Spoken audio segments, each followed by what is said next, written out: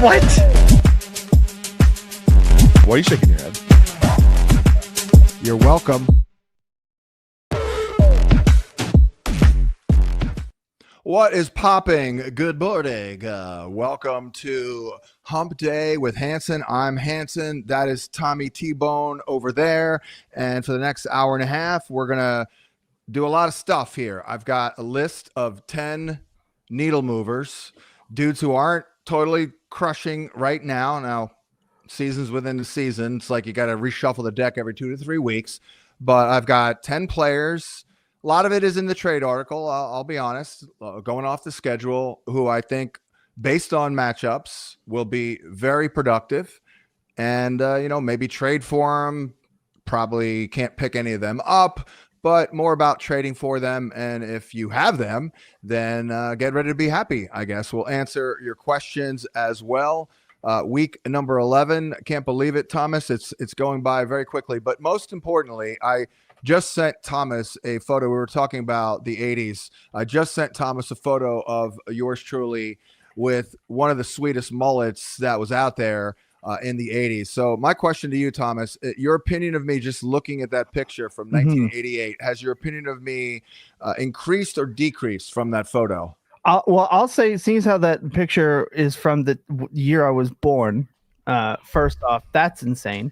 Yeah, that is second. I'll say improved. You look like you should have been cast on season 1 of Stranger Things. Oh, totally. Totally. It is without a doubt. This is a top.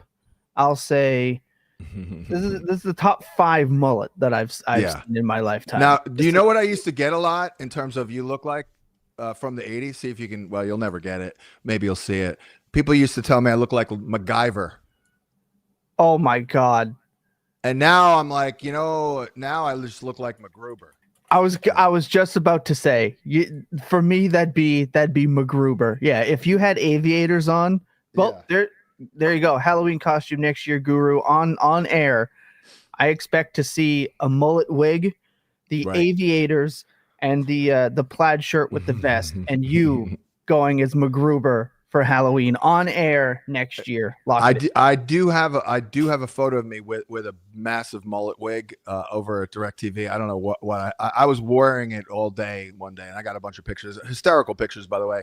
All right, let me get right into it then. Let me just jump right into this. Just for people listening, okay. Yeah. Guru, if you're new here, welcome. If you're coming back, welcome back. We like to go through stuff that Guru wants to talk about. We obviously have the Joe Burrow news. We have Daboll getting fired. We'll probably touch on at some point. We do that for the first half of the show. Back half of the show is when super chats get answered first, and then we go through questions and we take them and then we answer them. So if you're wondering why it's not getting answered right away, we like to do this portion in the first half. In the second half, we open it up to the people watching. So shout out to you guys. If all you're looking for is your questions being answered, come on back. And if you're watching this after, you can fast forward ahead a little bit. All right, Guru, I just needed to set that up. Yeah. I'm terrible with doing all the business. By the way, while you mention it, let me address, first of all, Brian Daboll, I don't really care. I mean, it's going to be Mike Kafka. Will things improve? You'll probably get a slight bump. You get the bump, and then it goes away the next week. So same personnel. Maybe Jackson Dart will, if he even plays this week, will be a little more judicious because Daboll apparently was more than fine with him just trying to kill himself every game. I kept saying I don't get a warm and fuzzy feeling watching Jackson Dart. I mean, the guy's balling in many regards and respects, but geez. So I don't. Yeah. I hate it. I hate it. Yeah. So I think there was a tweet from someone. I wish I could remember who it was. I'm sorry. But they said that the NFL has a development problem. Yeah. Now, I quote tweeted this and I said, I think the NFL has a not firing a iffy coach before drafting a rookie problem. Right. Because historically speaking, if you go back to the Bears, when you have a coach that you're not set on, it's like two people having a baby to save a marriage. Right? Your GM and your head coach that are half out the door shouldn't draft a rookie quarterback to save their job. Because now a rookie quarterback, he has his head coach. Now he's got an interim. Then I'm guessing they go after the Notre Dame guy, or they go after Belichick or some defensive guy, and then they're going to probably bring in their offensive coordinator. Now that's 3 different systems. Now it's 3 different people in the building. Yeah. It's not good. Look at the Bears. Every single quarterback they've drafted, I think, since Jay Cutler has had something like this happen. Yeah. Right? Yeah.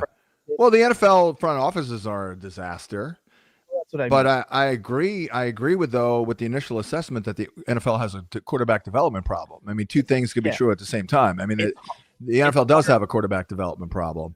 Yeah. And, and part of that, by the way, is we're only a week or 2 away from people proclaiming J.J. McCarthy is a bust. I mean, the guy's played 4 games. I mean, give me a break. Look, I understand the memes and stuff, but I think Justin Jefferson might have had one of the worst games I've ever seen. I mean, Justin Jefferson dropped a 20-yard touchdown pass. That's not J.J. McCarthy's fault. Well, not just that. There's other, like, I was with Brett Whitefield in the what we call the mail room in the Fantasy Points company Discord, and he and I were both saying, like, his routes looked off, his effort looked off, he looked checked out, he dropped the touchdown. If J.J. McCarthy throws that touchdown, he has 2 touchdowns and 2 picks, and he scores another 25 points. That would give him 24 plus fantasy points in 6-point passing leagues in his 3 starts. If he ever actually puts it together, because he has looked kind of bad, he's accidentally scoring 20 points per game. No, I agree. I agree. He has not looked great. It's a tough evaluation. The team around him, it does seem like all the energy has been sucked out of the room. Mm-hmm. It does seem like the entire team is regretting this decision. Well, too bad, guys. Too freaking bad, because the fans of the organization, we've been dealing with this kick the can down the road for 50 years. They have not drafted a good quarterback in over 50 years. Well, since Brett Favre, really, right? Like, that was... Well, they didn't draft him. I know, but like when kicking the can down the road, like, wasn't the Brett Favre move kind of what started? Because correct me if I'm wrong, was Ponder first or was Ponder after? Ponder was first. No, Ponder was after. I think Ponder was after. But no, they've been doing this for a long time. Yeah. They did it with Randall Cunningham. Let's go there. 1998. So how many years ago was that? You know what I mean? That we're already going. We're almost 30 years just from Randall, for God's sakes. So, maybe JJ McCarthy doesn't work out. I don't care, because the guy won a national championship. He has a lot to work with. The offense is good. We're just gonna have to suck it up. And like I tell my kids, suck it up. You're gonna have to suck it up. It's growing pains and all that stuff. The Vikings had a chance to win that game. Like they did. The Ravens didn't put them away until the special teams fumble. Like, that game was close. It was. Oh, that crushed. He fumbled twice, didn't he? Yeah, and they got it back like inside their 20, and then that was when they put the game away. The Ravens offense did not have it going, and they did not. There was opportunities against the Ravens defense. So people are like, "Oh, the Ravens defense is fixed." 1, it's not, and 2, like, opportunities were there. Like, there's a couple of plays that if JJ McCarthy and Justin Jefferson are on the same page, people look at that game differently. Yeah. And by the way, to your point, this is why he's going to Naylor. Oh, that play by Naylor was sick. My dynasty teams are in such shambles right now, Guru. I had to start Naylor in 15 leagues. And he's going to Naylor because Hawkinson stinks. He does. He needs, I hate to say it, I don't want to be contrary and contradictory, but he stinks in that he's hopeless without good matchups. He does have good matchups forthcoming, but he does stink. You can stink and still produce. He's become a nesting doll tight end. He's a bum. Right? He's one of those guys that you can just pick up and drop on waivers, and any one of them will get you 3 for 45, and you hope he scores. I am very angry at myself for continuing to go to this freaking well with this guy, because as I wrote in the article, I don't even know if I said it before or wrote it before. I know I wrote it to our ownership chat because I was pissed off about 2 weeks ago, but I loved Hockenson real quick. Sorry again to waste any time, but I loved him as a prospect. I was very into him. I'm like, this guy's the next Gronk. So I go to the combine. I'm really excited. I want to see, you know me, I like to size these guys up in person, see how they handle themselves, all that. I'll never forget it. I've never been more disappointed walking up to a podium than when I walked up to see TJ Hawkinson, because as I've stated before, I know I've said this, the dude didn't bother to comb his hair that day. He looked like a homeless caveman. And I'm like, what the hell, man? Dude, this is like, I get it to an extent. Okay, you want to be yourself, but this is kind of like a job interview. This is kind of like your first press conference in the National Football League, basically. And again, you look like you didn't brush your hair today. So maybe people think I'm insane, but I was very underwhelmed. And a little voice in my head said, this guy's going to underwhelm. This guy's going to underwhelm. And I ignored it because I was enamored with his talent, which is, by the way, fallen off a cliff. And that's the word to use to describe his career, underwhelming. He's not ever going to hit his potential. I don't know why. He just seems very lackadaisical to me. I started calling him TJ Blockinson like a couple years ago. Right. I was like, in points per block leagues. So frustrating. Do really well. Can I ask you this? Yeah. So there was so AJ Brown was on stream and he says, if you have me in fantasy, get rid of me. He's not on the Eagles next year, right? Like that's a confident, like he's gone. I would say he's open. Like he's so openly miserable. Seems like they've moved on. It seems like Jaylen, and this is just a wild stab at it. It seems like Jalen Hurts has kind of moved on, and he's okay with Sirianni, and they're kind of going. And AJ Brown's a little bit of the odd man out there.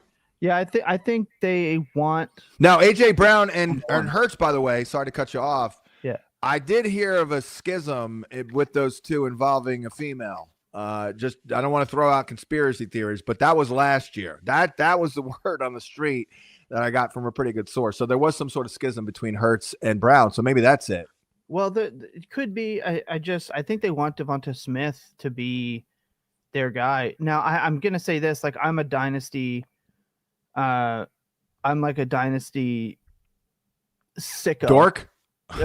Dork, sicko, 50 leagues. You know, isn't that a website, Dynasty Dork? I don't know, but I'm gonna look it up. I'll say buy. Like I'll say I want to buy this. It might cost you like a hefty price or whatever. So you want to buy Brown? I want to buy AJ Brown. I don't think he's gonna be on this team next year. I think they'll go back to Vrabel. Everyone wants the New England Patriots destination, and if you are a dynasty player and can get a cheap AJ Brown before he goes literally anywhere else. Now, the only problem is the dead cap money is not great. $72 million in dead cap. Their out is really in 2027 when it's a $31 million dead cap. That's the holdup for me. Is the out is in 2027. However, like I don't think the Eagles can afford that kind of dead cap. No, because they're always looking to make moves, and they can't be tied up like that. Yeah. So the 2026 July 1st, they save $49 million releasing AJ Brown though. So it's like, what's the decision? The other team is going to have to take some of that dead cap money. I imagine the Patriots have the most cap space, I believe, heading into next year. They can just pay that dead cap money to get AJ Brown. Yeah. Buy. I'm buying. I could see it. I could see it. Yeah. And then put him with Drake May could be pretty sick. I mean, because Drake May is a lot better than Jalen Hurts at throwing a football. No, that maybe let me pull back on that, because actually, Jalen Hurts does throw good downfield balls, great ball location and all that. Sometimes, yeah. But yeah, I think overall, Drake May is an upgrade. Real quick on Burrow. I hate to be a buzzkill here, but I'm not that excited. They have a bye this week. They're going to lose their next two games, I do believe. Well, Pittsburgh, they're terrible too, so I guess never say never, but it's in Pittsburgh. Now we're 3-8, and maybe Burrow returns for that game in Baltimore. I don't think, and I know you're not very high in your Ravens D, but you guys are completely healthy now, right? You're going to play your best football going forward. Humphrey had surgery. Oh, is he? On his finger, I believe. So he's going to be out. He catches one interception, and all of a sudden his hands fall apart. Oh, man, he's fallen off this year a little bit. Oh God, yeah. He used to be great. He's Unk now, right? He's a 30-year-old corner. God, that went fast. Yeah. Jesus. God, I had his freaking dad in fantasy, by the way. But I'm just not seeing it. With Burrow, are you really popping him out there in week 13? Let's not forget Mr. Rusty Start. Is he going to come out and sling it and produce against Baltimore and at Buffalo? I'll say this. You're paying him how much money if he's healthy, you pay him. Like you need to sell tickets. You need to sell seats. If the Bengals are out of it, you got to send him out there. Joe Burrow coming back to keep Baltimore out of the playoffs would just be the 2025 closer that would just end me, I think. Right. Does he have your number? No, so I believe Lamar Jackson versus the Bengals when he starts is 10-2. And he's he's owned like Joe Burrow in those matchups as well. Okay. But, neither of them play defense. So it's tough to say one side owns the other, but he's got a 416-yard game against him in 2021. Going through the game logs. Look at the 50 points. Oh my God, he's got a 525/4 against them. Of course, again, it was almost half a decade ago. They were 53-51 last year. They were insane games. Right. I can't remember. They're also division matchups, and I hate division matchups, and I especially hate AFC North games because they are the most unpredictable games there are. So I think that, if Joe Burrow is physically healthy, you have to put him out there. Yeah. But let's take a look, by the way, the first two games of 2024 where he led the NFL in passing touchdowns and yards. He only threw 2 touchdowns in his first 8 quarters, and he averaged 220. So he averaged 220/1 in his first 2 games. Just saying. You're going to pop him out there after a 2.5-month layoff, week 13, week 14? Good luck. That's all I say is good luck. Real quick. Oh, my God. I just looked at the Marlon Humphrey contract. He's an $18 million dead cap hit next year. Oh, my God. Here are some players that I think are going to be needle movers for the rest of the way. And a lot of these guys are suspect. Not a lot. Some of them are a little suspect. So it's all about the schedule.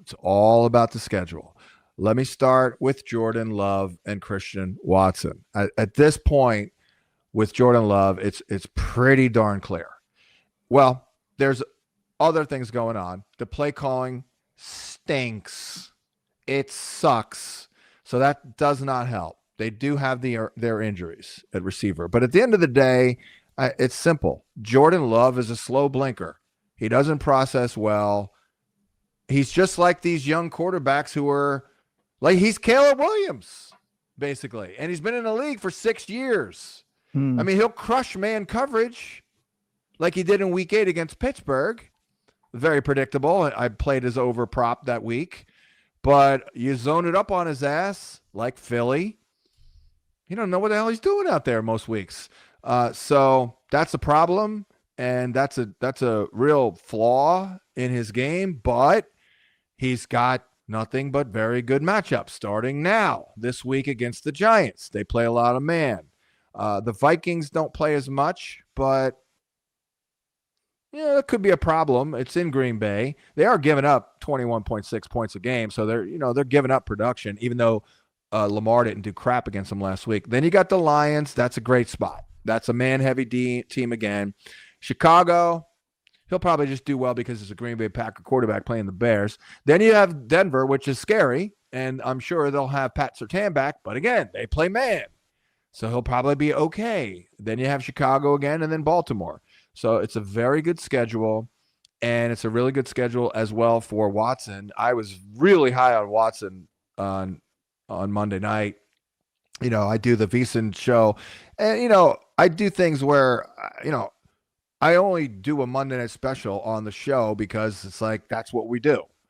am I going to list it as a bet on the site? Maybe not. I mean, I tried on Thursday night with my anytime touchdown to Evan Ingram, but unfortunately, Bo Nix throwing to a wide open Ingram in the end zone threw the worst pass I think I've ever seen on Thursday night. That didn't happen, but I was very into Watson, and I went with I think it was 80 plus yards, and it was like plus 390 or something ridiculous. I'm telling you, did you hear Troy Aikman in the broadcast? It was a great breakdown. That last throw, if Love, again, because Love is not very good, if Love had just simply saw the field better, had a little bit better field vision, and led him to the boundary there, I mean, Watson just keeps running under it. It's a walk-off tutty. Yeah. And the prop hits. Yeah. So I thought Watson looked great. Well, he also had a 23-yard catch call back that was not, I don't think, involved in a play. Well, there's also the play where he kind of reverts to a DB on the deep ball, and I think if he just put an effort into catching the ball instead of playing defense, I think that becomes more of a 50-50 ball than it is a 20-80 ball that he's trying to play defense on. But it was an overthrow for sure. My thought on that play was that he had no chance. So I looked at when you look at the all 22, there is a point in the route where Watson gives up on it and becomes a defender. And that's what I mean. Maybe his brain said no chance and becomes a defender. Yeah. So it's one of those things where if you watch Christian Watson in college, that is one of those situations where he does the plant, jump, athletic freak stuff. And I'm wondering if he's still a little bit limited, or maybe that type of 50-50 athletic jump and turn type play is no longer in his bag with injuries. But I think he looks good. Right. But that's why I'm just wondering. I mean, it's only his third game back. When he gives up on the ball and becomes a defender, could he, if fully healthy or maybe pre-injuries, does he make that college-style athletic attempt at the ball to make it a 50-50 ball instead of playing defense? Now, granted, he broke the play up, so good for him. Yeah. It would have been a pick, probably. Yeah, that was just my read on it. There was a point in the route where he gives up on it and then plays defense. If he just goes full speed and tries to make it a 50-50 ball, does that change the perception of what that throw is? We don't know. It was just a little tidbit that I marked in my notes in case we brought it up today. Okay. Now, I will say this. He's probably had, 13 targets? So it's kind of on the season, I'm guessing. But I think his hands look very improved. I mean, I think he looks a lot more confident catching the ball here. How many targets does he have? 12. Close. 12 targets, 8 grabs. Hey, 66% catch rate, and he's averaging 23 yards a catch. So the data backs what I'm saying up. I mean, again, tiny sample here, but when you're catching 8 of 12 targets and you're averaging 23.5 yards a catch, you're bowling. So I like it. I think that's a real needle mover. I mean, this is what we're looking for. A guy who can make a big difference, make big plays, red zone. Next up, the Viking guys. And I'm sorry, it's McCarthy and Jefferson. And if you need them, I got to put in Hawkinson on the list here. I hate to do it. I almost do hate to do it, but the matchups are too good. They're just too good. Maybe not the next 3 weeks totally for JJ, because that's going to be a real telling. Chicago, they're beatable, but they don't play a lot of man. Green Bay, it's going to be a tough assignment, no doubt. That is going to be tough. Seattle, that will also be tough. So maybe not those 2 weeks, but the next 4 games though are incredible. So what it is I think the next 3 weeks is Hockenson against zone heavy teams. And then the next 4 weeks is maybe not Hockenson, but I think it's good for McCarthy. So maybe Hockenson. For example, they've got the Lions in week 17. Hockenson, I took the under again against the Lions 2 weeks ago, but he scored. So I just think that the production is going to be kicked up, bottom line, against the Bears, Packers, Saints, or Seahawks, but mostly DC, Dallas, Giants. That is an unbelievable run for JJ McCarthy and for JJ Jefferson, if you will. And then Detroit, too. That's a 3-game run for Jefferson. Like, put on the big boy pants. Stop being a buzzkill. I mean, Jefferson has not helped. Before JJ got hurt, Jefferson dropped multiple key third down conversions from McCarthy. And I'm pretty sure he dropped another touchdown. So he's dropped 2 touchdowns from JJ McCarthy. So he is maybe even part of the problem, quite frankly. And again, this is why I think JJ McCarthy is going to nail her. Because when JJ McCarthy throws a nailer, great things happen. Yeah, Nailor's kind of replaced Addison, which, hey, if you play Dynasty, go buy Jordan Addison. Just buy him. If the vibes are down, buy Addison. Now, the next one, sorry. No, you're good. The next one, again, I can't. And if I'm going to be talking about, like, players who are going to kick it up a notch or, ascend or whatever, I'm usually talking about players who have problems, like right now or in the recent past. So it's a little bit of a projection, seasons within the season. I'm not going to sit there and watch A.J. Brown. Look, I took the under on A.J. Brown on the VSiN show, under 4.5 grabs. Easy win. So I knew where he was going into that game last week. I still understand where he is. However, these matchups are too damn good starting now, starting this week against the Lions. Then he's got the Cowboys. Those teams play man. That's what you want. He also has the DC Commandos in week 16. Well, I'm sure they'll still be trying in week 16, locking in that number 1 seed, I guess. They're terrible. I mean, he could get 200 yards if he wanted to in that game. Now, you do have the Chargers in the middle here, but that's a problem. But I like this run of Detroit, Dallas, Chicago. Maybe take a break in that 1 week against the Chargers. And then we have Vegas, DC. Now, Buffalo may not be great, but at the end of the day, might be high scoring. So there's that. Next up, I'll go Treveon Henderson. I know it's Captain Obvious, but the schedule also looks unbelievable. Like this week, maybe the Jets aren't giving up a lot, but there's already word that, my man Treveon is going to get fed the rock.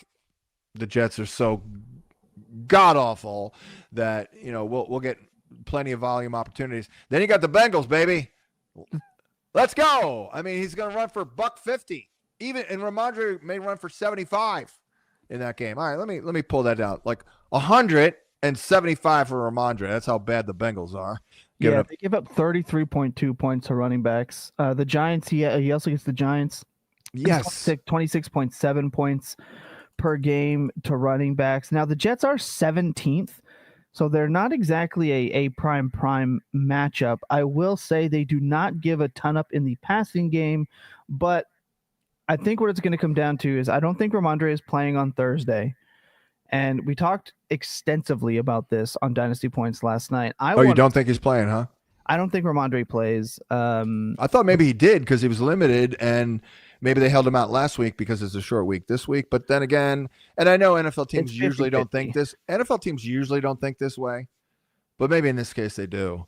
They normally don't look at the opponent and say, oh, they're terrible, we can rest. They don't do that, but maybe in this case they do because the Jets are that bad. So if Ramondre is out, do they give Treveon goal line carries? Because, yes, he scored on 2 breakaway runs. I love that for him.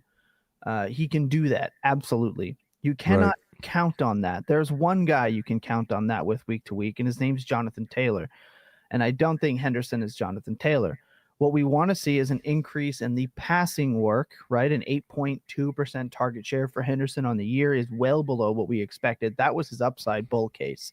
Right. However, the goal line work. Now, Brett Whitefield was on Dynasty Points last year, and he said that there's the difference between someone like Henderson and Judkins was the toughness at the goal line. That's why they brought in Judkins in college, because he was more of that bruiser banger. Yeah, there's a question about toughness with Henderson around the goal line. Now, Henderson had 2 goal line carries. Let's look at it. I'm called the paragon of objectivity. Let's look at the 2 carries objectively. Bears get away with an egregious hole at the goal line. That's a walk-in touchdown. Should have had that. Then the other one, Brett Whitefield also said that even if Henderson hit the right gap, it wouldn't have mattered. The play got blown up. If Henderson scores on that one goal line carry that the Bears got away with a holding on, we're looking at this whole conversation differently. That's 3 touchdowns, 1 at the goal line. There's no concerns. So this week is going to matter. If Ramondre is out, do they give Hendo more goal line work? Did they see the same thing that our film charters saw? And then if he is in, do they give Henderson some goal line work because they saw the same thing our charters saw? So this week, to me, is going to dictate, in my opinion, the usage going forward. It's either he's a flex play with some upside, or he's an absolute smash top 20 running back rest of season. Can't miss him.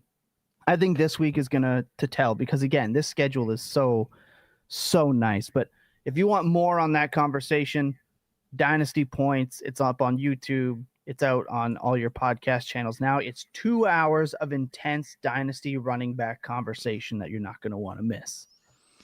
Man, that's hardcore. That is hardcore, and we love it. And that's why Tommy is kind of taking over, because like I don't have the brain power or the bandwidth to dive in like he does.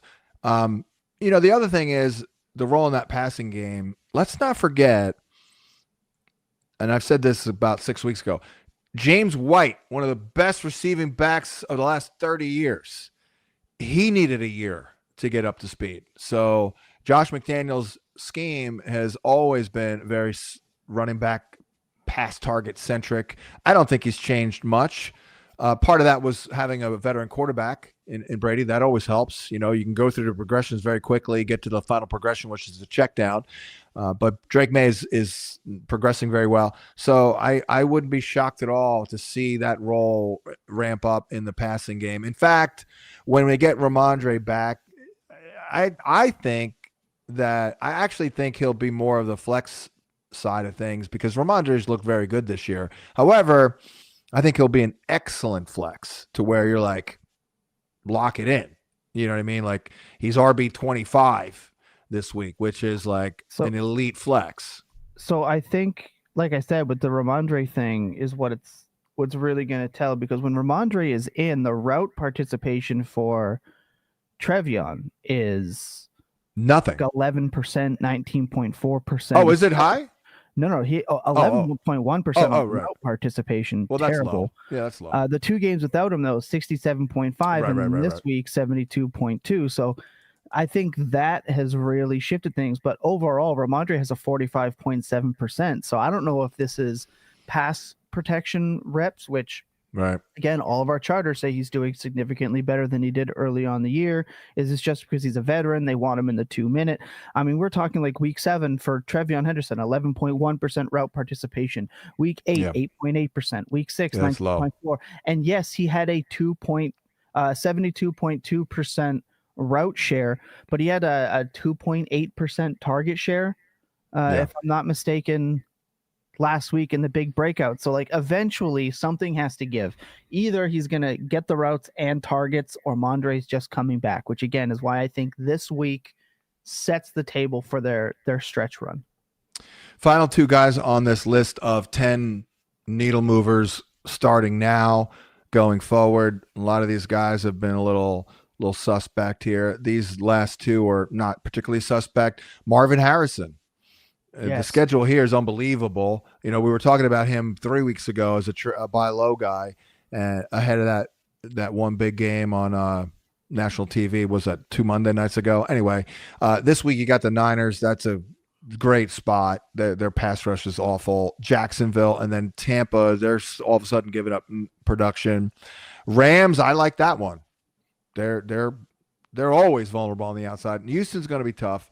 Atlanta, I'm okay with that one. And then Cincinnati, not the greatest, but it's Cincinnati. And then the last guy is pretty obvious, I guess, Jaylen Waddle. I mean, hell, for this week alone, I mean, come on. Against DC, they're so bad. DC, got a bye week. New Orleans, I'm not scared of that. Jets, fine. Then you got Pittsburgh, really good. Cincinnati, and then Tampa.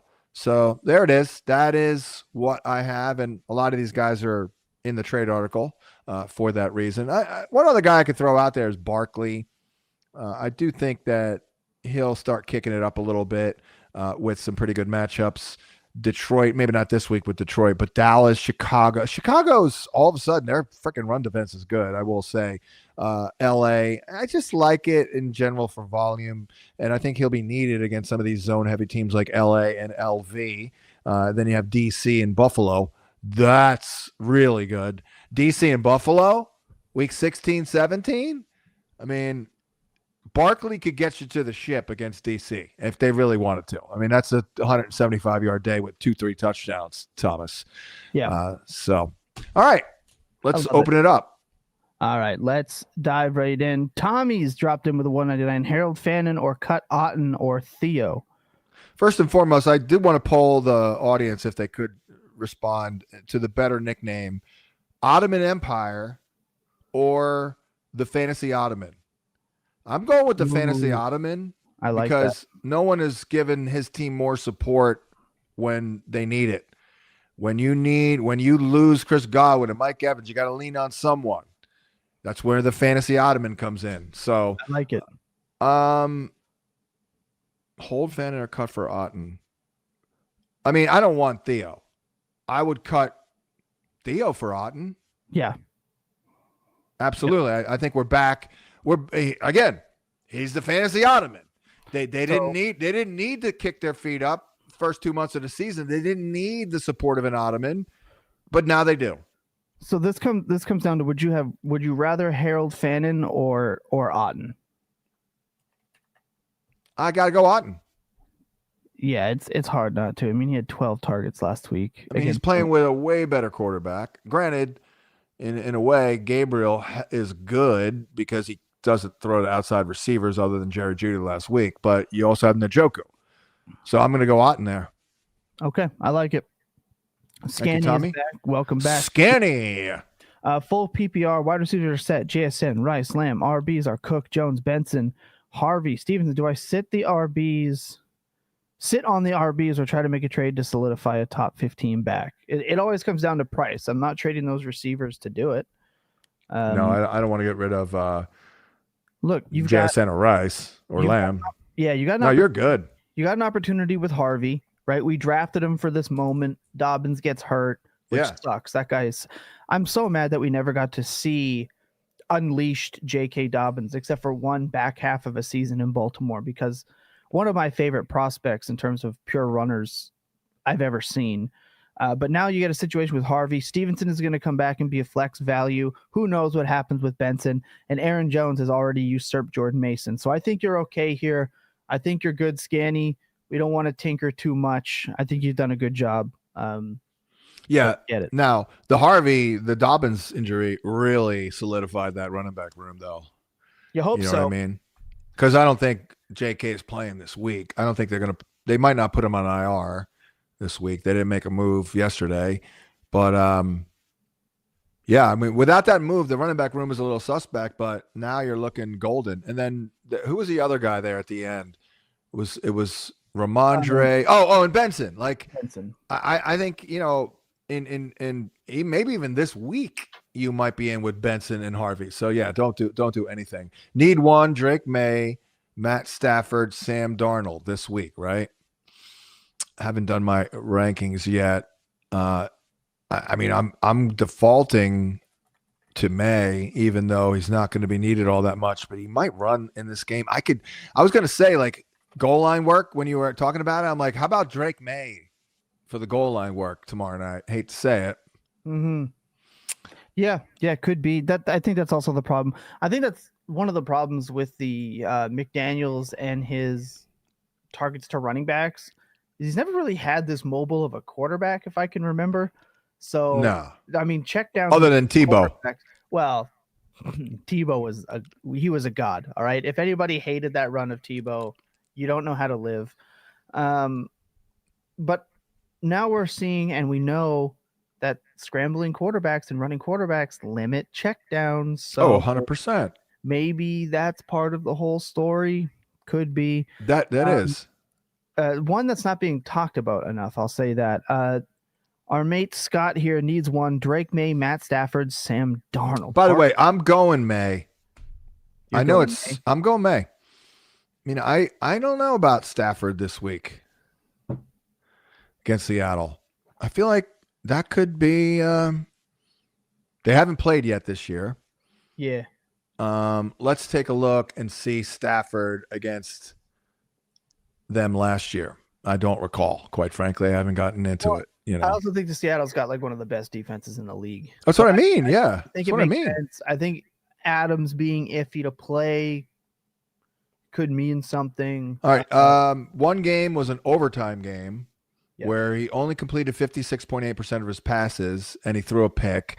Now he did throw for 298/2, but that's a bad day for him. 56.8% completion rate with a pick. The second meeting was the finale that was a moot point.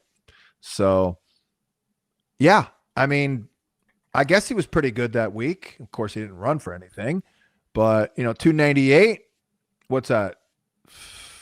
20. It's like a 20-point game, 21 points or whatever. 298/2 with a pick and no rushing production. It was a pretty good day, but it was his lowest completion percentage of the entire season. I can tell you that. Actually, no, second lowest. It was a bad game against Arizona, but this is my point. This is why I actually said to trade Stafford. Yeah, you got the best floor in my opinion with Drake May, so I think you're right there. Yeah. He's QB1 overall on the year. Stafford, hard to deny that. he's Seattle. I'm looking right now at the fantasy points given up the last 5 weeks. He's got Seattle, they're giving up 17.9. He's got Tampa, they're giving up 13.6. Then he's got Carolina, they're giving up 16.7. Then he's got Arizona, they're giving up 15.2. I mean, these are 4 of the lowest totals in the league right now. And I understand these defenses don't seem, they're not that intimidating. Oh my God, the Panthers. But this is how the football world is. Just when you think this guy is at the top of the mountain, which he is, he's going to start easing down a little bit, I think. He could. Yeah, man, it's tough, but you're not throwing 4 touchdowns every week. No, you're not. It's just maybe he's going for that MVP for the first time. Maybe. Agent 7834 says, "Hi guys, non-PPR league start 1. Tracy, Sean Tucker, Jordan Mason. He also has a start 2. Tet, Christian Watson, Brian Thomas Jr. Thank you so much." He said, "I'm 6-3 and he's tied for second. Let's lock in that bye week." Yeah, I mean the giant backfield is so annoying. Just when you thought the fantasy cockroach had taken over. I mean, we all knew it was a hot hand thing, and now no Daboll. So I would go Tracy because of no Daboll, just for that reason alone. Because Daboll, also last week. So last performance, he ran a lot better. He got, how many carries was it? 17? Was it? It'd be close to that. Yeah, and I just don't see anything with Tucker. I don't see how anyone could have any confidence in Tucker based on the matchup here. Well, actually, no, strike that. It's a great matchup for their running back. I was thinking about last week, for God's sakes. And that didn't work out, by the way. I thought Rashad would be very involved in the passing game. He got freaking 5 catches for like 12 yards. They're actually not doing a great job using the running backs in that offense. But I still got to go Tracy. He's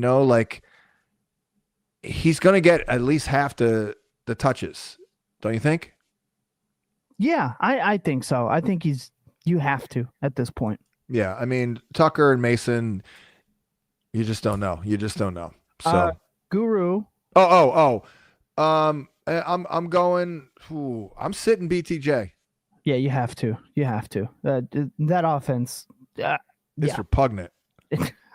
Good. I like that usage. Bucky Irving seen participating in practice. Looks like the foot is a non-issue now. It looks like it's now contact on the shoulder. So we're getting closer to a Bucky Irving return. So that just popped up here now officially as we get going here on a Wednesday. Does that? I guess that's got to open up the possibility that he plays. But I I think I need to see a little bit more. I think they hold him out one more week. Yeah. We're seeing that lately. The last 2 years, used to not happen.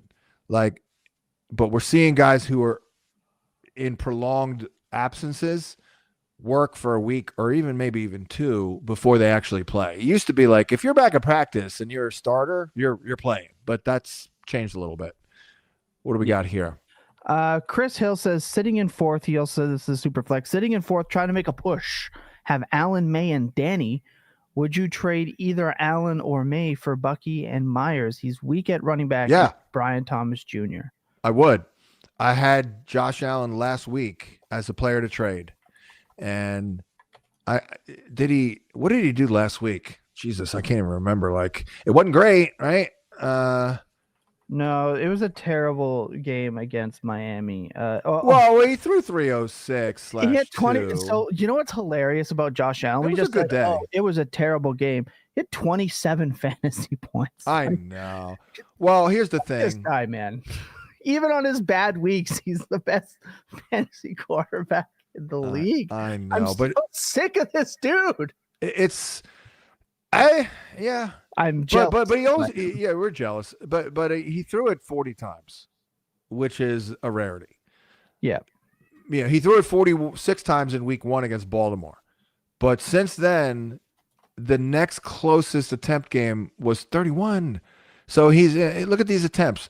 26, 19, 26, 31, 22, 28, 25. That's not really cutting it overall. And couple that with the upcoming matchups. That's why I had Josh Allen as a player to trade, because the offense goes through James Cook. They do what James Cook does. If James Cook has a bad day, like he did last week, they lose. He is the heartbeat of the offense. He is the identity of the offense. And these matchups don't look great overall for Allen. Maybe Tampa this week will be good. Houston, that's a tough matchup. Pittsburgh, who knows? All of a sudden they decided to try over the last 2 weeks. So I guess they're back. Cincinnati will be a good one. But then you got New England, Cleveland, Philly, Jets. I mean, are the Jets going to really need Josh Allen week 6? No, that's week 18. Never mind. But Philly, week 17. That's not a great schedule. No, I get your methodology. You have enough here. I feel like I feel like you could explore that. I like that. Pug on a drone. Well done. Whoa, that's actually a dog on a drone. That is a dog on a drone. My dog. It would be raining diarrhea if we put him up there. He would be so nervous. First thought was that exactly. But this pug on a drone is a fantasy football player, needs 2 in the flex: Juwan Jennings, Jordan Addison, RJ Harvey, or Luther Burden. Well, 2. So we're getting 2 flexes in here. 2 flexes in here. Well, we're getting Harvey in there. I think you got to play Jennings too, right? Like, yeah, Jennings has been good. The last 2 weeks, he's back. He's been everything that Ryan Heath has been hoping for. Yeah. Shout out Ryan for never giving up. I texted Ryan on I think this is the game that Jennings came back, and I believe he fumbled it or he dropped the touchdown, and I texted him. I said, I'm sick of this dude. I never want to see him on my TV again. And then sure enough, I'm sliding him into every single lineup I have every week. So shout out Ryan for never backing down, never giving up. Yeah, and my guy Ricky, man. Oh, what a shame. What a buzzkill. He's great. Do you want to hear something funny? The injury that he's come back from the fastest was getting shot. Yeah. How insane is that to think? That man came back from a point-blank gunshot wound faster than his hammies healed, faster than his whatever his injury was. It's a sprain, I believe, PCL. That thing can be nasty. Hey, that's the Boba Shed injury, right? So I totally know. I once had a 10-minute conversation with Nate Burleson on the radio about strained PCLs.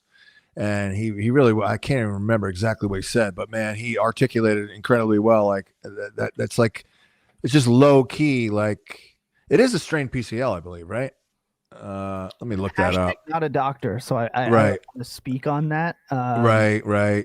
As the injury guy. Right. Anyways, it's a moot point because we don't know. We have no idea. Like he's not playable, I think, the rest of the year, which really sucks. I mean, I went on VSiN and said he was going to gain a ton of dynasty value, and then he did, and then actually, according to Kyle Shanahan this week, he's hoping to get him back. Yeah, so we may get him back this week. But I just don't know how much I can trust. No, but by the way, I think too, if you're looking for another guy as a needle mover, how about Brock Purdy? Because like we could be in 2 weeks, in 3 weeks, we could be throwing to Kittle, Jennings, Pearsall, Ayuk, and McCaffrey, if need be, Bourne. It's like all of a sudden they could be loaded. Anybody that is on the internet that is claiming that there is a quarterback controversy in San Francisco, you're crazy. You need to go outside and touch grass. That's not a thing. It's not a thing. No. Brock Purdy is going to be the guy. Yeah, and I love Mac Jones. I'm a Mac Jones guy from day one, but he's not, and he's great backup. Agent also has non-PPR Zach Ertz or Jake Fergie. Fergie. It's gotta be. I looked at some data on Ertz that was actually very encouraging, but I can't start Ertz over Fergie. But let me. Oh, it's Miami. Yeah, Miami. There, unbelievable. It really popped. The schematic matchup for Ertz did really pop. But let me take a look at. I do have Ferguson as a guy to trade for the last 2 weeks based on not ideal matchups and kind of just based on a feeling that they're going to be George Pickens, CeeDee Lamb centric. Crap, I don't have I didn't get down to all that. Let's see, the Raiders. It's non-PPR, so forget it. That's a moot point. We got to go Ferguson there. There's a Twitter account that's no longer really active, but is one of my favorite Twitter accounts of all time. It is called Ertz Break a Tackle? ? Oh boy. And when Zach Ertz breaks a tackle, the world will never know. And basically, it was every catch that Zach Ertz made, he would just put yep, nope, no, negative, no, yep, no. Like he just. His whole thing was just tracking if Zach Ertz would ever break a tackle. One of my favorite Twitter accounts. Wish he was still around. Shout out, will Zach Ertz break a tackle? But the guy makes himself an available target. He does. Yeah. He makes me think I could have. He's like Alejandro Kirk to me. I look at him play and I go, I'm like at least that athletic, right? Like I could have, but yeah.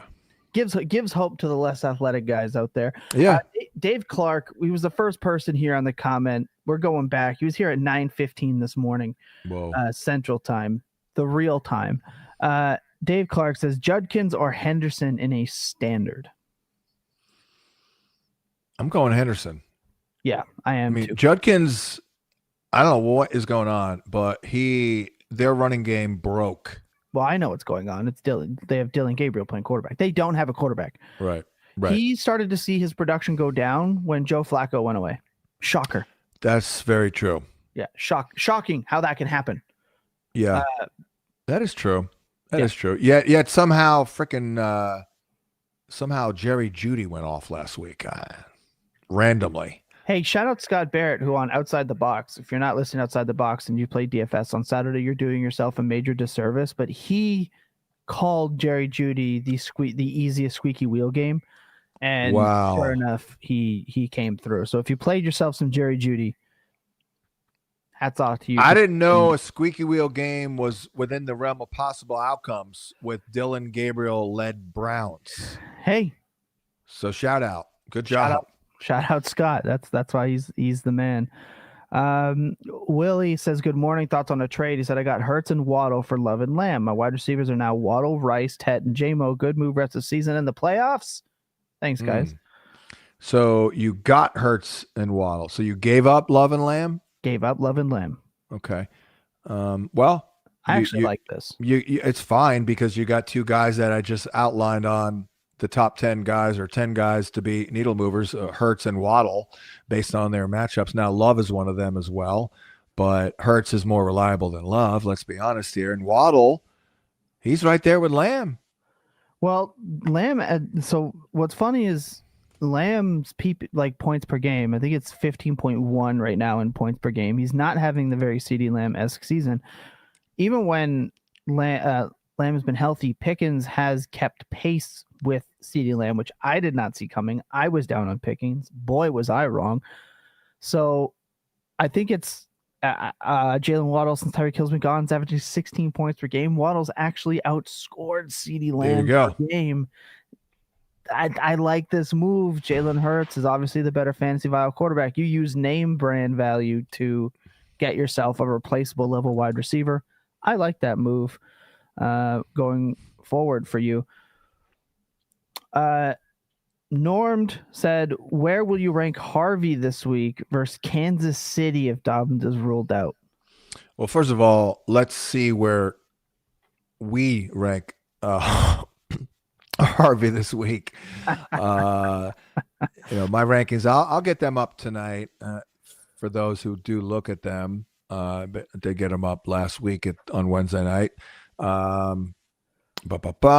Let's see. Right now it's the 27 with 11.7 fantasy points. I would be a little higher. Not the greatest spot, but I would have to go with 50 rushing yards, 3 grabs for 20. There's 10. The guy is scoring a lot. He's crossing the stripe 4 times the last 2 weeks, right? 3 weeks. Yeah. So probably a 50% chance of scoring. So I would rank him around RB20. RB 19, RB 20. I think that is more than a fair. And you know what? Sean Payton's so annoying. He's somehow going to give Tyler Bidet 15 touches just to spite us all. Oh yeah, he loves Bidet. People don't know crap about Bidet, but they might starting now because you see what I did there. I don't know if you. Okay, good. Yeah, I know. I caught you. Right there with you. Is that a dad joke or a pun? That is a beyond dad joke. That's on your that is one of those dad joke of the day calendars right there. My favorite dad joke of all time is, and it was one of my favorite jokes even before I was a father of 4. Why can't you play poker in the jungle? Oh God, I don't know. Too many cheetahs. Oh my. That's gold, okay? That's gold. I don't care what anyone says. What else do we have? Well done. That's actually I really enjoyed that. Hey guys, I need a flex in PPR. Uncle Rico, Juwan Jennings, AJ Brown, Ted, or Addison. Your team is unbelievable. Wait. What? Yeah, your team's unbelievable. Flip a coin. Roll a dice. Well, I like AJ. I like Brown. I like Brown. What can Brown do for you? Lose it for you. No. Let's see here. Tell people not to play him in fantasy because he doesn't get the ball. I don't know. Right. All right. Well, then, that's fine. I would want to play him. Uncle Rico. The Falcon D has fallen off against the run lately, haven't they? Pretty sure, all of a sudden, they're not that great against running backs here. So, I guess I would consider Brown, but, I guess we can just go with Uncle Rico, right? He's going to get the volume. He's taken over. Yeah. Addison you can't do. Jennings could certainly get it done, but you got one of many guys here. Tet is a go-to guy, but you got a bad quarterback there. I would go Brown. I'm going Brown. Sorry, that's my answer. If you don't like that answer, then just go with Rico. I don't mind it. I look, paragon of objectivity. We got to look at it. Look, put it this way. If they don't throw to Brown this week, then they should cut him. Yeah. You're not wrong. They could lose that game. Yeah. By the way, that is a huge game. So let's just think about this. You're the Eagles. What other team in the conference are you really worried about stealing away your number one seed? I mean, are you really worried about Seattle? I don't think so. I mean, maybe you should be, but I think you're worried about Detroit. So it's a huge game. It's in Philly, right?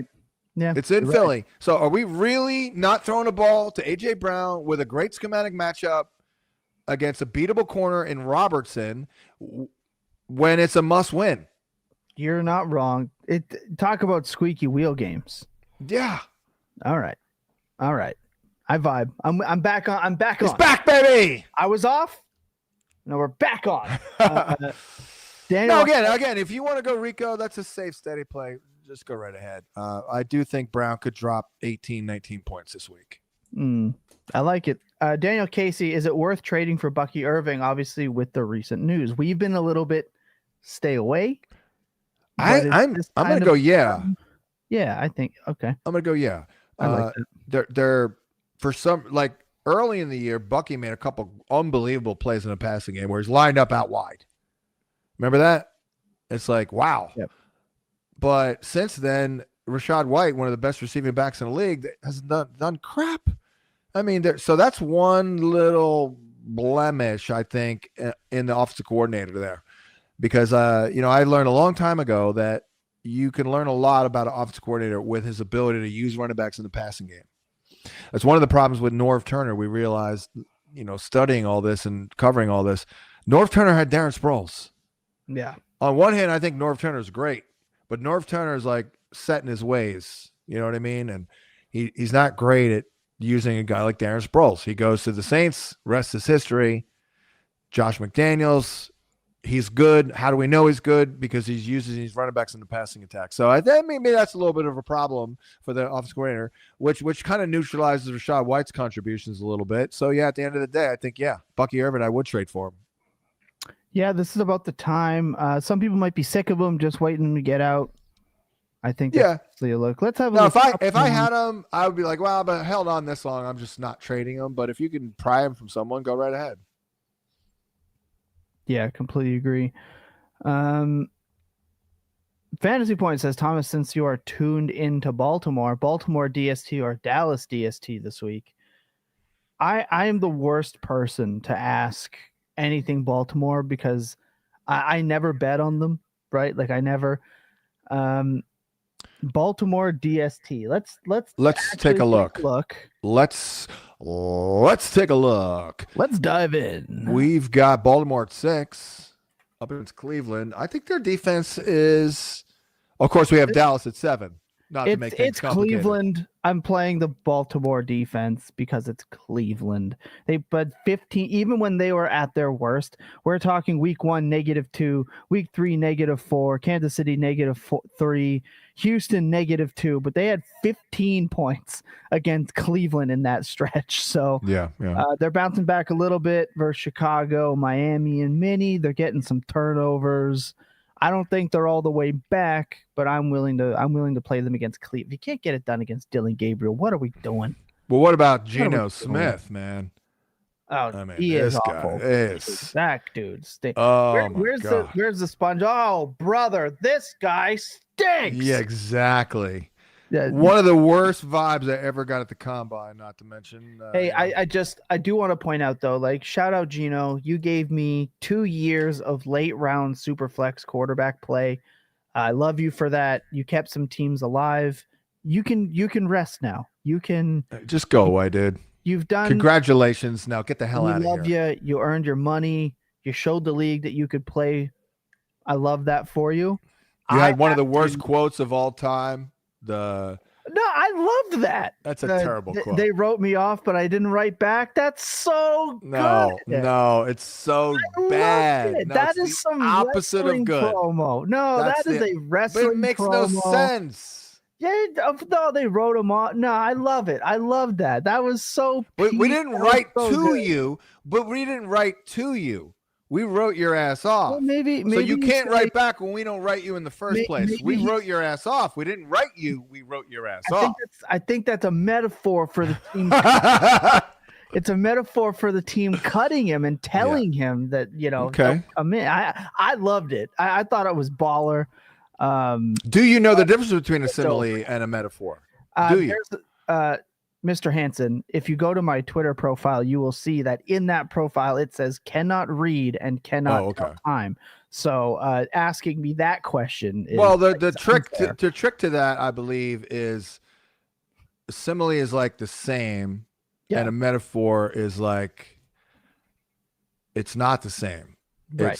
It's metaphoric. It's I don't know. I don't even know where to go with that after that. But I think that's how we do it. I love Wednesday. I haven't been in college in like 30 years, so my brain is not, Hey, firing. I'm blue collar. I never went, so there you go. In Dynasty, my Olave and Otten for Kraft and Higgins. Should I be worried about Kraft long term? Has his injury been compared to Ayuk's in one game? That's a good trade. Yeah, I love that. I think this got asked. Did you ask this? I think he asked this on the Dynasty Points live stream from last night, and I believe I said the same thing. That's a smash to the Chris Olave side. On the Dynasty, yeah, he did. On the Dynasty Points mini pod. Oh, wait a second. I would trade Olave and Otten for Kraft. Oh, and Higgins. no, I would not. I would. I would rather have Olave than Kraft. And then to replace that production, like Jaden Higgins has been like fine, but I would rather have Olave over Higgins. I'd rather have Olave over Kraft. And then Otten is kind of like the replacement piece. I would take Olave here. We're talking about the 29% target share player. Olave looked great this last week without Shaheed. I think Olave is in that. So I think Olave is in that tier of wide receiver where he is often looked at as kind of replaceable. But if you dive into his volume plus production, his target share, doesn't matter what quarterback it is, they feed this dude targets. Now, what sucks with Tucker Kraft is if you're holding on to Tucker Kraft, he's one game out of the playoffs too, so he needs points. What sucks about Tucker Kraft is he did this more than halfway through the season. Right. That sucks. And then now you're hoping that he ramps it back up in time where he's useful to you next year. And then you're hoping that Jaden Higgins is able to replace that type of production on a part-time role when they're still rolling out old man Kirk. And eventually, unfortunately for the Houston wide receivers, CJ Stroud is coming back. So I see a way where you not only keep some dynasty value, because I guarantee you Olave is going to get drafted ahead of Tucker Kraft. It's just going to happen. Right. So you're gaining some dynasty value while also attaining point totals to make this playoffs. For me, long term, this is fine. I'm a big Tucker Kraft guy. He was dynasty tight end 5 for me. I have dropped him down to like dynasty tight end 9 because injuries like this, they not only take a long time to get right. Now you're looking at maybe 2 years until that dynasty set is really healthy. And by that time, he'll be 28. The league changes so quick. It's tough for me with Tucker Kraft. So I'm gonna stick to what I answered on the Dynasty Points comment section. I'll say I'll take Olave and Otten. You will be able to go back and buy Tucker Kraft later. Trust me. Let me, I'll just throw in my 2 cents on that. Number one, I didn't see the end of it, that you're still only a game out of the playoffs. Right. So if you did the trade, you are basically giving up on the year. But I would do it if I was giving up on a year, because I could argue, Thomas, that Chris Olave is a guy who had massive availability problems going into this year. He's not going to get any bigger on the frame. If he does, then he'll be fat, and we don't want that. And he doesn't have a good quarterback. And Cade Otton is completely replaceable. For sure. So looking long-term, you're talking about a guy who's fragile and small, who hasn't even gotten through a full year this year yet without an injury, and a replaceable piece for an elite guy. Maybe it might take 2 years, and I think Higgins is going to be pretty good. So that's my take. I don't think it's Chris Olave's fault that he gets hit in the head, though. Like, I think that's the one. Like, that's his injury problem. If this part of his body stops getting targeted, I think Chris Olave will have like a pretty long career. Now, I also think that That's a big ask. I think it is a huge ask. That's a huge ask. But I think it's possible. I also think it's possible that he's not on the Saints much longer. So I think that's something to have a look at too. He's under contract for next year, a big contract, but he might be gone after that. We'll probably see what happens there. There were some trade stuff with him. Obviously, they ended up trading Shaheed, so maybe he's stuck with them. And I listened to the Fantasy Points podcast, and Shuck was not as bad, I think, as the memeable player he was made out to be. So maybe I'm just saying there's maybe there. Well, I was the only person in the world who thought he threw the ball relatively. And now they get the bye week. I do have some somewhat breaking news. Oh, Marvin Harrison Jr. had emergency appendectomy surgery. Oh no! So I don't think he's playing this week, and it would put next week kind of in limbo as well. So he's gonna miss San Francisco, and he could potentially miss Jacksonville. This season sucks. This is terrible. How about Jair Alexander's retiring? Did he actually? What? Well, yeah. Per Jay Glazer, he's stepping away from football to focus on getting himself right physically and mentally before deciding his future. Dude, you're 28. You have no more future. I mean, he blew it. This guy, like, something going on with him. I thought he was unbelievably great 3 years ago, and now he's just done. So I think with him, there's something else going on, so. Hey, Ravens, we got that free 7th round pick. So shout out. There you go. Yeah. Somebody in the chat said Marv appendicitis. Hey, I've had that, by the way. It sucks. My appendix burst when I was younger. I didn't know what this was. I was after a football practice, and you're banged up football practice, but like whatever. I just remember sitting there and feeling this like intense pain in my abdomen. I didn't know what it was. I thought I just got hit funny. I actually sat at home for half a day with this thing ruptured till I finally I can't move. I wasn't at home. I was at my foster brother's place. And I called we called the ambulance, and they're like, "Oh my God, like that sucks." That is a unique pain. And remember, I'm a retired professional wrestler. I have experienced pain on every part of my body. Yeah. Many times. That is still to this day the most unique pain I've ever had. Oh my God. Yeah, that's a problem for yours truly. I like this one too. I have a very poor pain tolerance. So try in your 30s on your birthday thinking you're just recovering from celebrations. Yeah, brother. You got it in your 30s. I got it when I was 16. I would much rather have it been at 16. Let me tell you that. So, hey, shout out Marv. Get healthy. If you play Dynasty, go buy. Always buy injured players if the price is at all low. Manny Favor, the $4.99. We can end on this one. Need to sit one. Rice, Pickens, Jefferson, Egbuka. Oh my God. Oof. Long-time Fantasy Football Morning listener. Loved the Weiss and Holt years. Oh, yeah. That's 1 year I did a show with Charlie Weiss. Unbelievable. For once a week. So I learned a lot from Charlie. By the way, I opined that Mac Jones looked the exact same or better than Tom Brady in his rookie training camp preseason showing, and people were like, you're on crack. And then I asked Charlie Weiss, who was Tom Brady's offensive coordinator, and he said, no, you're wrong. Mac Jones is better than Tom Brady was his rookie year. So there's that. Obviously, Brady continually got better and better and better, whereas Mac is kind of limited. And then working with Torrey Holt, Gia, that's my boy right there. He was easily one of my favorite players. Yeah, no, it's a great guy. We got along great. We did great radio together. We did some live things together at Super Bowls. Love me some Torrey Holt.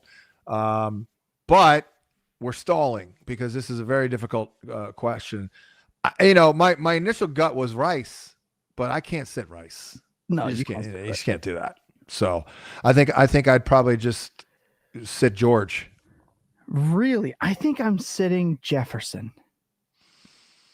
I can't do it. He has the same floor, right, as a lot of these other guys with how the offense is working. Yeah. And the touchdown upside, to my opinion, is better with George and Egbuka. And Rice is not even in the question. Like, you start Rice every game. Doesn't matter the matchup. Just play him. Yeah. Wide receiver 100 points per game. I can't sit Jefferson, though. I just can't do it. I mean, this guy is, you took him in the first round. You're not sitting him. Like, I'm sorry. I just can't do it. So I'm going to sit Georgie there. I'm just going to sit the number 2 guy. You have Jefferson, go-to guy. I know it's not going all that well. Ibuka, go-to guy. Rice, go-to guy. Pickens, yeah, he's a go-to number 2, but he's not a go-to guy. I still think at the end of the day, you got to look at CeeDee Lamb as a go-to guy there. I get it. I get it. I'm benching Jettas, though. We can't agree on everything. I'm putting my hands up. I got to look. I just got to. I hear you. That's tough. It's tough. I think if he catches that touchdown, I feel different. I'm not gonna lie. Would you drop Harvey Sutton? Fat Boy is out here. He agrees. Quincy, would you drop the last question? Would you drop Harvey Sutton or Alec Pierce for Tez Johnson? Nah, I think Alex Pierce is Tez Johnson. With a little bit more upside. I love Tez. He's out targeting Pierce 35-32 over the last 4 games.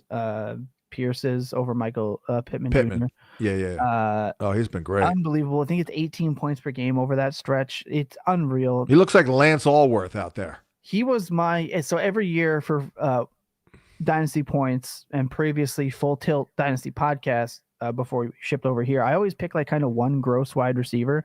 This year mine was Isaac Tesla, and a couple years ago in Alec Pierce's rookie year it was Pierce. And now we're seeing that come to fruition. Never wrong, only early.